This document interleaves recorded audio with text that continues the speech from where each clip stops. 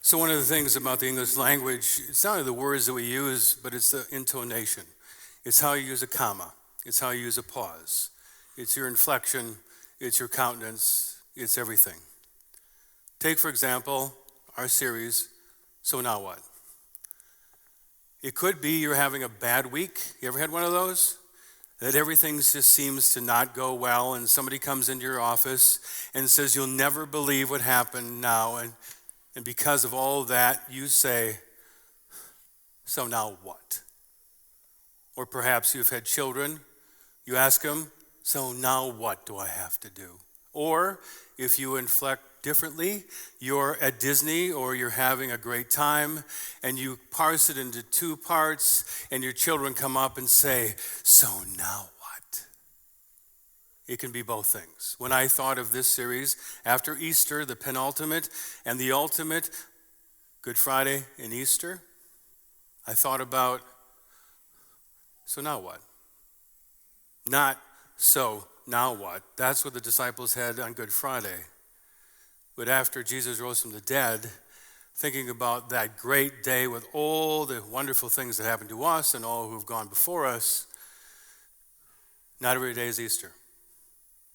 Some days are Good Friday. Some days we feel betrayed. Some days we doubt. So now what? So when you look at a particular text like today, I've told you this before, you read what happened before and you read what comes after. Because not only do you end up reading more of the Bible, things didn't happen for no reason. Things are said because there's a need for something to be said, and God is always up to something good or at least something better. Take, for instance, this morning's text. What led Jesus to say, I'm the good shepherd, I will lay down my life for my sheep. The hired hand will run away at the first sight of a wolf, but I will always stand firm. I will guard, protect, and save my peeps. Now, here's a little something you learn along the way, is that a high percentage of the time when Jesus was owly, it's because he had to hang out with the holy people, the religious leaders. Ironic, isn't it? Almost every single time he's in a bad mood, it's because people who wore one of these and were religious leaders chapped him. One might think that they would be totally down with the only begotten Son of God. Actually, they got along worse than Viking and Packer fans on game day, which tells you something. So again, to be on the same page in this morning's text, Jesus IDs himself as the Good Shepherd, which, by the way, was one of the first times that Jesus was frontal about who and what he really is. What led to that great big reveal? Nothing happens by happenstance. Right before today's text that Pastor Gail read, Jesus healed a man who had been blind since birth, which actually caused quite a stir, not in a good way. Now, one might think that if a man can't see and that he can see, that everyone would go bananas, right? No. Even the man's neighbors said, gee, it sure does look like my neighbor. The one who couldn't see? As if the neighbors suddenly couldn't see. You have a neighbor, yes, and if you see that neighbor and that neighbor can now see, aren't you going to go, well, I don't think you're my neighbor? Other people heard the miraculous news, and when they came upon the man, they said, it can't be. It just can't be. When people approached the man, they said, are you sure that you're the one who is blind since birth? Yeah. I'm the one. No. Yes. No. Yes. No. I should know. I'm he. All right, then, if that's the case, then how did it all go down? The man replied, and I'm taking this from the Bible. You think I'm telling you a story. I'm telling you the Bible. You know, I really don't know, said the man. All I know is this. This Jesus came along. He made some mud. He put it on my eyes. He told me to go wash my eyes, and just like that, I could see. So, where is he? The one who did this. The man answered, I don't know. All of which is to say, thus far we have a wonderful miracle. We have a whole bunch of people who don't know a whole lot. And here is the most important part. No one in the story is excited, willing to submit themselves to belief or thanksgiving except the man who was healed. Instead, everybody else is cynical, they're stubborn, they think it's an intellectual exercise, and worst of all, the religious leaders are upset that it even happened. Nevertheless, in spite of all that, we have a miracle. The love and the mercy of Jesus shines through even though it's a big mess. But wait, there's more.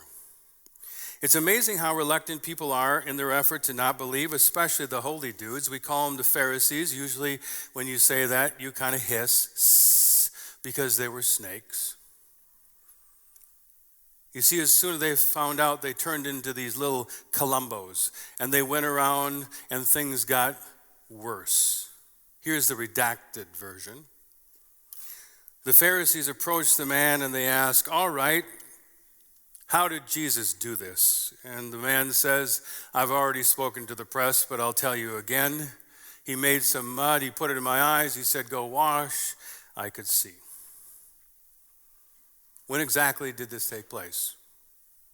The man answered, it happened on the Sabbath. It happened on the Sabbath. It happened on the Sabbath. It happened on the Sabbath. It happened on the Sabbath. Well, that alone tells us that he's not from God, because healing someone on the Sabbath is a big no-no. So they asked the man, what do you have to say about the one who gave you sight? The man answered, I think he is a prophet. Clearly as a sign that they did not like that answer, they go and find the man's parents. You see, you don't like the answer? Go to somebody else. Employees do it. Kids do it. Husbands do it. They find the parents. Is this your son? Yes, it is. The one who was born blind? Yes. You sure? Yes. We're positive this is our son, and we are positive that he couldn't see until now. How do you explain that he can now see? Now, before I tell you this, you need to know, if the parents were to confess that Jesus is the Messiah, they would be cast out of the synagogue, which to them was a big, big deal. And so perhaps for that reason, they say, why don't you ask our son? He is of age. So the holy people go back to the healed man a second time. You see what I'm saying? You pick it up when I'm laying down? They go a second time, and this time they get absolutely schooled by someone who's never even gone to seminary. For after the Pharisees asked the same questions in a different way, just like a good lawyer, the healed man says, all right, I've already told you already, yet you refuse to believe. And then he says, and he sets the hook. Do you also want to become his disciples? Yes. No. Awkward silence. After one more comment from each faction, the holy people become fed up with this man, and they throw him out on the street. They cast him out of the synagogue. However, here's the deal. Nothing is over until Jesus says it's over. Jesus hears about him being thrown out of the synagogue. He goes and he finds him, because you don't heal someone and then say, c'est la vie. The two of them have a little chat. They fall for one another more deeply, and the man officially joins Team Jesus. Now, of course, back at the ranch, the Pharisees couldn't help but be nosy, and they are listening to this. And when Jesus said, quote, I came into the world for judgment so that those who do not see may see, and those who do see may become blind. The Pharisees took the bait like a big northern, and so they asked Jesus, surely we are not blind, are we? Instead of a simple, do you think? Jesus says, today and back then, for that reason, I am the good shepherd. I will lay down my life for my sheep. I know my own, I must, I have, I will, I am, I am, I am. There's the answer to your question. So when I thought about what all that means, I thought of Muhammad Ali. I know, my mind is interesting and unique. Remember on Easter, if you listened, I told you that when my father drove the car, we were subjected to his music. I have had people write me and talk to me and defend Roger Whittaker. There is no defense. I would listen to the farm report and all those things. The same thing existed in the house. Nels, Jacob, Lilliard. We didn't have a remote control because I'm old.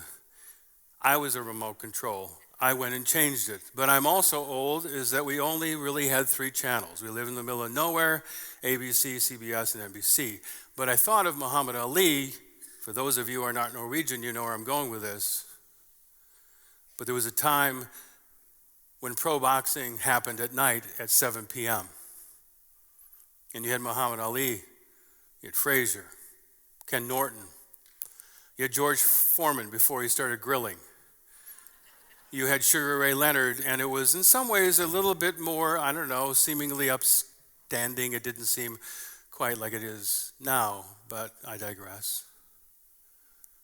But when Jesus said, I'm the good shepherd, I thought about Muhammad Ali, because Muhammad Ali said for all the world to hear, I am the greatest. And I was trying to work on my Muhammad Ali voice, but I'm just not going to go there. But that's what he said. But he also said, he amended it by saying, I'm the greatest. I said that even before I knew that I was. He also said, I'm the most loved and recognized man that's ever lived because there weren't satellites when Jesus and Moses were around. Other thing he said, I'm so fast that last night I turned off the light switch in my hotel room and was in bed before the room was dark. That's fast. Later he said, I'm not the greatest, I'm the double greatest. Not only do I knock them out, I pick the round. And you know what? He often did. He had many others, but I'll end this. It's not bragging if you can back it up. It's not bragging if you can back it up. Jesus said, I am the good shepherd. I am the gate. I'm the bread of life. I'm the light of the world. Those are bold statements. He also said, I am the vine, and I am the way, the truth, and the life. I am the resurrection and the life. Those are even more bold than I predict the round. Jesus was not a self-promoter. Jesus was not seeking fame, nor was he listening to a publicist. Jesus wasn't bragging. Jesus can back all of it up. Jesus never said one thing that Jesus didn't do and or continues to do. How many promises do you and I make? How many bold plans do we say to our team? How many promises do we say to our customers? How many promises do we say to our children and to our parents and to our spouses and to ourselves? Yet it's hit and miss. But Jesus wasn't bragging. He can back all of it up. Now, please keep this in mind, because even though I hissed at the Pharisees, keep this in mind. The Pharisees couldn't clearly see Jesus because the law was at the fore of their faith. The only thing that leads to is if I follow, I get. If I don't, I will not receive. They were being faithful to what was in their heart and what they were taught. The only thing is that the way, the truth, and the life was staring them in the face. I want you to notice who does what in Psalm 23. When you talk about the good shepherd, I have to bring in Psalm 23, right? Is it God or us? God makes me lie down in green pastures. God leads me beside still waters. God leads me in right paths. I could have Linda Wallenberg, who taught our children English, and she could come up and she could tell you all the specific nature of every tense of the word. And I didn't even want to start it because I know I would fumble it, my friend. But all of us who got a B or C or D in English can know who the actor is in this. It's all God. It's rarely us. For you are with me, your rod and your staff, they comfort me. You prepare a table before me. You anoint my head with oil. It's not us. It's God. One of my favorite sermon teacher, other than my father, unofficially, was Sheldon Tostengard. He is now in heaven. And he said, you got to find yourself in the text. You have to tell the people where they are. And so here it is. Number one, we all need a good shepherd. I was lost, but now I'm found, was blind, but now I see. Wonder how many times I've read this at a funeral in 31 years, but this week I just sat and thought about it. And then I thought about the healed man, and then I thought about I'm the good shepherd, and then I thought about Psalm 23, and I realized that all of us need a good shepherd because we're lost. You ever get lost? If you have a good spouse, it's a good GPS because they know us and love us the most and tell us when we get off the rail, or our friends do, or Scripture does. Was blind, but now I see. You know what? I think all of us in this room can actually see visually. I can't see squat anymore close. If I go shopping, I went shopping yesterday, and if I wouldn't have had my wife's eyes because I forgot, I would have bought a 28 waist, and that's way off. I saw an 8. Boy, that would have looked odd. But what I'm talking about is the metaphorical blindness that happens all the time to us when we see people with color or with nuance or with an edge or with a judgment. We all need refractive surgery. We all need glasses to see the world and ourselves in a better way. And what I'm saying is, we all need a good shepherd. We're all lost and we're all blind, literally every day. And Jesus says, come here, buddy. Come here, honey. Walk this way. Look at people this way. Number 2, from time to time, there's a fair amount of Pharisee in all of us, wondering and questioning and overanalyzing and thinking that compliance is needed in order to be loved. Do not doubt, but believe, said Jesus. If you and I read this text and we think we're never the Pharisee, we need to read it again. Because if we don't think we're a Pharisee in one setting, and then we get with people that we think we have something over on them theologically, worship attendance-wise, belief-wise, we suddenly become a And number 3, in the end, and thankfully all along the way, this much is most certainly true.